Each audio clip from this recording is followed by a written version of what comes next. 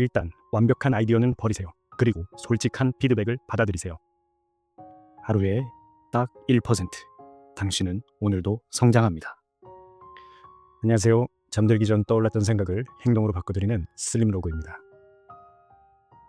여러분, 이러한 경험 있으시죠? 분명 좋은 아이디어였는데 왜 아무도 반응하지 않을까?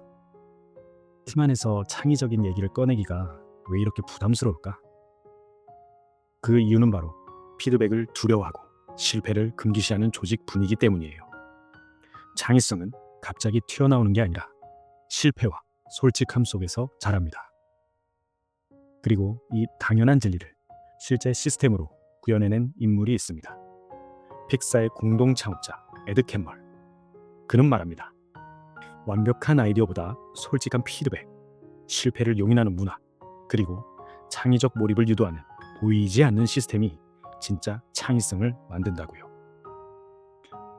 자, 지금부터 우리는 에드 캠멀의 통찰력에 제 생각을 담아 우리의 삶에 투영해 보겠습니다.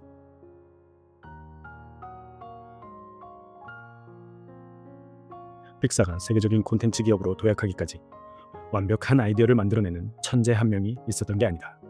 에드 캠멀은 오히려 이렇게 말한다. 창의성은 처음부터 완성형으로 나오지 않는다. 단지 솔직한 피드백을 통해 다듬어질 뿐이다. 그는 픽사의 전설적인 시스템인 브레인 트러스트의 핵심 원칙을 제시한다. 이 회의는 프로젝트 중간 단계에서 영화의 방향성을 피드백하기 위해 만든 픽사 내부 시스템이다. 하지만 이 자리는 계급이 사라지는 회의였다. 감독도, 작가도, 애니메이터도 상호관계 없이 자유롭게 비판하고 제안했다. 단 하나의 룰만 존재했다. 좋은 말만 하지 말 것. 무조건 솔직할 것. 업이 제작 중에 있었을 때 첫 버전의 줄거리는 매우 평범하고 감동이 약했다. 풍선을 단 집이 하늘로 뜬다는 아이디어만 남기고 나머지 구성은 팀의 피드백에 따라 대부분 폐기됐다. 감독 피트 닥터는 이 과정을 잔혹할 정도로 진실된 순간의 연속이었다고 표현했지만 바로 그 비판들 속에서 업은 픽사 역사상 가장 감동적인 영화로 진화했다. 여기서 우리에게 질문한다. 여러분은 지금 솔직한 피드백이 오가는 환경 속에 있는가? 아니면 눈치 보며 다들 침묵하는 평화로운 위기에 익숙해져 있는가? 일론 머스크는 말했다. 칭찬은 아무것도 가르쳐주지 않는다. 냉정한 피드백이 회사를 구한다. 정말 그렇다. 아이디어가 중요하지 않다는 게 아니라 아무리 좋아 보이는 아이디어라도 외부의 시선과 날카로운 질문 없이 방치된다면 그건 자기만족일 뿐이다. 심리학자 애덤 그랜트는 연구를 통해 밝혔다.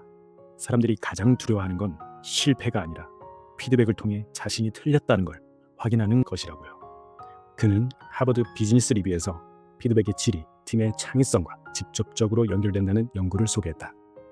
특히 심리적 안정감이 높은 팀은 새로운 아이디어 제안 확률이 47%더 높았다고 분석했다. 에드 캠멀은 이를 시스템화했다. 브레인 트러스트는 결국 피드백을 감정이 아닌 진화의 도구로 인식하게 만든 장치였다. 그는 말한다. 당신의 아이디어가 좋다고 말하는 사람보다 여기가 별로야 라고 말하는 사람이 진짜 팀을 구한다. 핵심은 이거다. 완벽한 아이디어는 없다. 다만 불완전한 아이디어를 완성으로 이끄는 건 진실된 피드백뿐이다. 피드백을 피하는 순간 우리는 발전이 아니라 정체를 택하게 된다. 그리고 그 정체는 아주 조용히 우리의 창의성을 마비시킨다. 솔직함은 상처가 아니라 성장의 증거다. 에드 캠멀이 픽사에서 증명했듯이 진짜 창의성은 불편한 대화에서부터 시작된다. 에드 캠멀은 픽사의 조직 문화를 설계할 때 가장 먼저 없애고자 한 것이 있었다. 바로 실패에 대한 공포였다. 그는 말한다. 실패는 피할 수 있는 위험이 아니라 반드시 겪어야 할 과정이다. 픽사 초기 시절 모두가 실패를 두려워하던 때가 있었다. 두 번째 장편 애니메이션인 벅스 라이프를 제작하면서 픽사 내부에는 보이지 않는 긴장감이 팽배했다. 이번에도 반드시 성공해야 한다. 실수하면 팀 분위기 전체가 가라앉는다. 그 결과는 어땠을까요? 영화는 흥행에 성공했지만 에드는 이렇게 평가했습니다. 우리는 창의성을 잃었다. 모두가 실패를 피하려고만 하니 누구도 진짜 새로운 시도를 하지 않았다는 것이다. 이 경험을 계기로 에드는 조직 전반의 실패 친화적 환경을 설계하기 시작했다. 그는 직원들에게 말했다. 실패하지 마라가 아니라 실패하되 숨기지 마라. 이후 픽사의 모든 프로젝트에는 실험을 보장하는 구조가 들어갔다. 대표적인 사례가 인크레더블이다. 이 영화는 제작 중 후반부 전체를 통째로 갈아엎는 초유의 결정이 내려졌다. 누구도 안전한 선택을 하지 않았다.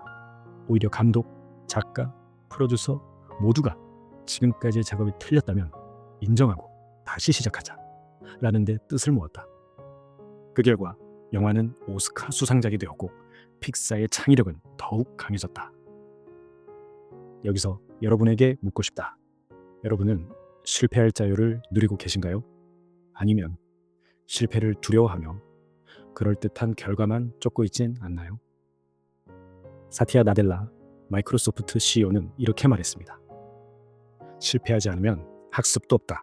실패는 곧 성장의 출발점이다. 이 말은 단순한 철학이 아니라 과학적으로도 증명된 사실입니다.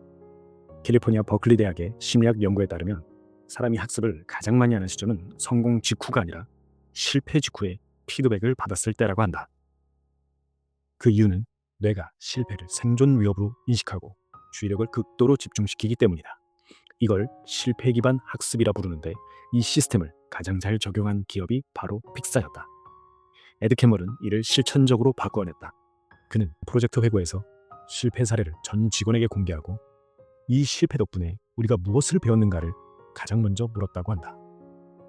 이 과정을 반복한 결과 픽사 팀은 실패를 숨기지 않고 실패를 분석하고 실패 위에서 창의력을 키우는 문화로 바뀌었다. 정리해보자.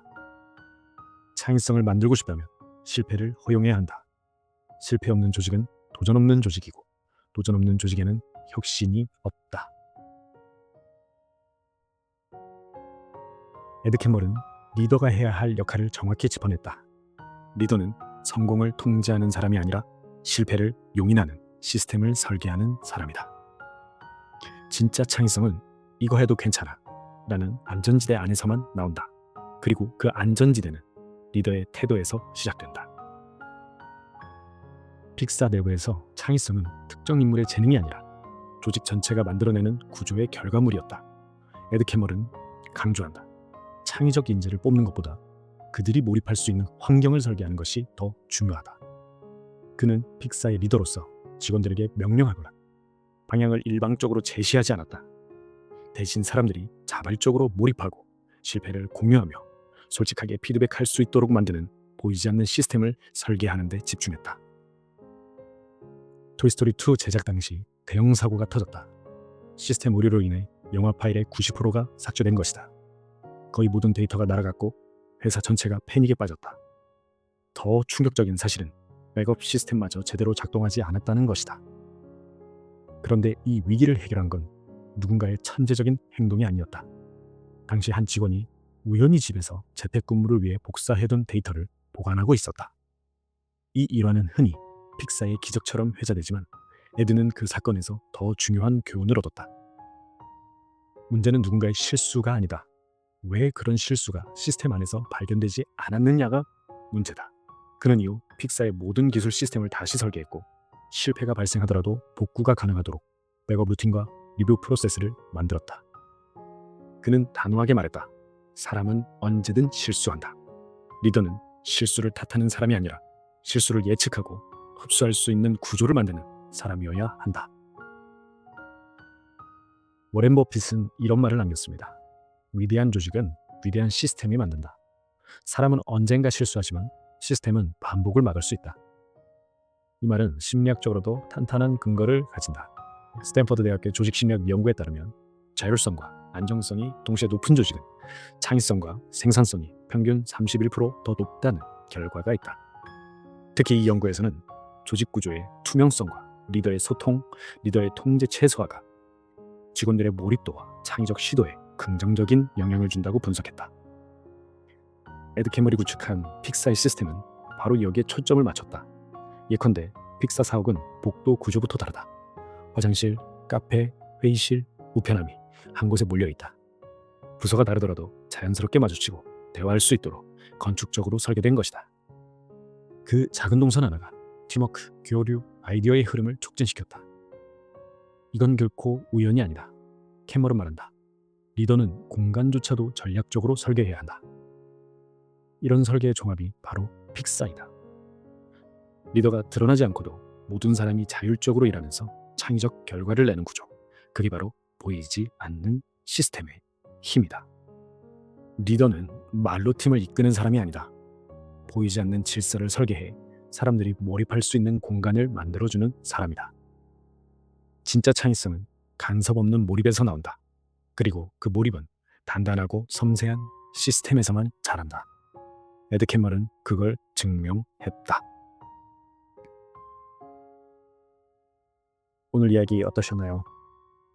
피드백을 받는 게 두려워서 숨기고만 싶었던 적, 실패하면 낙오자가 될까봐 시도조차 미룬 적, 팀 안에서 내 의견을 말하기 전에 눈치를 봤던 적, 그런 순간들 누구나 겪어요.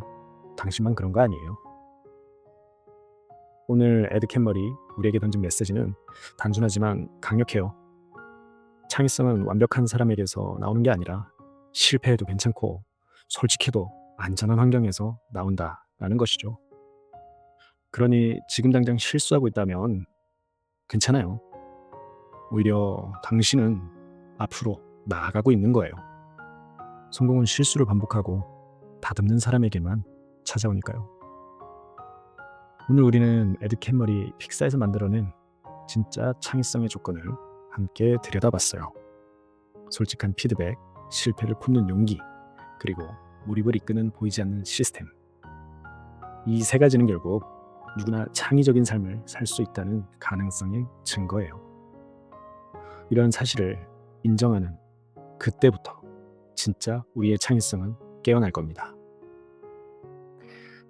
자, 마지막으로 오늘도 자신의 다짐을 한 줄 댓글로 적고 시작할게요. 하루에 딱 1%. 오늘도 나는 성장한다.